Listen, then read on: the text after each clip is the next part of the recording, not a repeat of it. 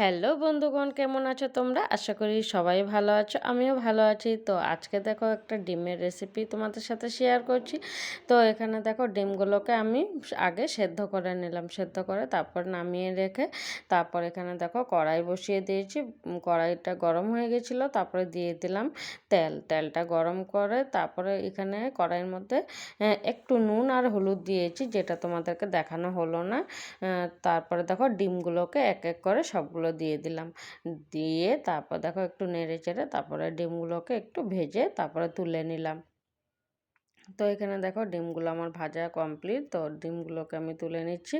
তারপরে ওই কড়াইতে আর তেল দেব না, এখানে যতটুকু তেল আছে আমার হয়ে যাবে রান্নাটা। তারপরে এখানে দেখো দিয়ে দিলাম জিরে ফোড়ন দিয়ে তারপরে এখানে পেঁয়াজ দিয়ে দিলাম।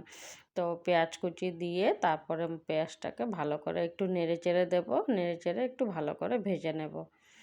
তো দেখো পেঁয়াজগুলোকে আমি একটু লাল লাল করে ভেজে নিয়েছি এখানে, নিয়ে তারপরে এখানে আমি একটা মশলা করেছি। এখানে দেখো কাঁচা লঙ্কা, আদা, রসুন পেস্ট করেছি। তো পেঁয়াজটা যেহেতু ভাজা হয়ে গেছিলো, তো এই পেস্টটাও আমি দিয়ে দিলাম, দিয়ে ভালো করে নেড়ে চেড়ে তারপর বাকি মশলাগুলোও দিয়ে দেবো। আর খুবই সাধারণভাবেই রান্নাটা করছি। তোমাদের কেমন লাগছে অবশ্যই তোমরা পুরো ভিডিও দেখে তারপর কমেন্ট করে জানাবে। তো দেখো এখানে দিয়ে দিলাম এখন পরিমাণ মতো নুন দিয়ে দিলাম, আর দিয়ে দিলাম 1 চামচ হলুদ, আর দিয়ে দিলাম 2 চামচের মতো এখানে জিরে গুঁড়ো, দিয়ে মশলাটা ভালো করে একটু কষিয়ে নেব।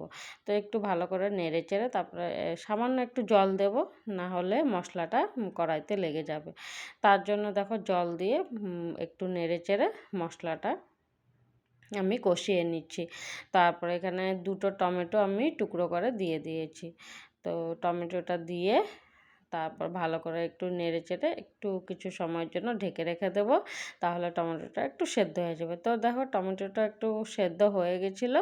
তো এখন দিয়ে দিচ্ছি ডিমগুলো দিয়ে একটু ভালো করে নেড়ে চেড়ে তারপরে ঝোলের জন্য জল দিয়ে দেবো।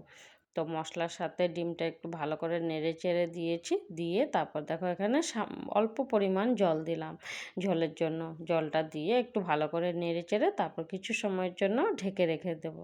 তো এখানে দেখো ঢেকে রেখে দিয়েছিলাম। তো দেখো ডিমের ঝোলটা হয়ে গেছে। তারপরে এখন নামিয়ে নেব। তো নামানোর আগে এখানে দিয়ে দেব কিছু এলাচ গুঁড়ো। তো গুঁড়োটা দিয়ে ভালো করে একটু নেড়ে চেড়ে তারপরে গ্যাস অফ করে দিয়ে নামিয়ে নেব। তো কেমন লাগলো ডিমের এই রেসিপিটা অবশ্যই তোমরা জানাবে।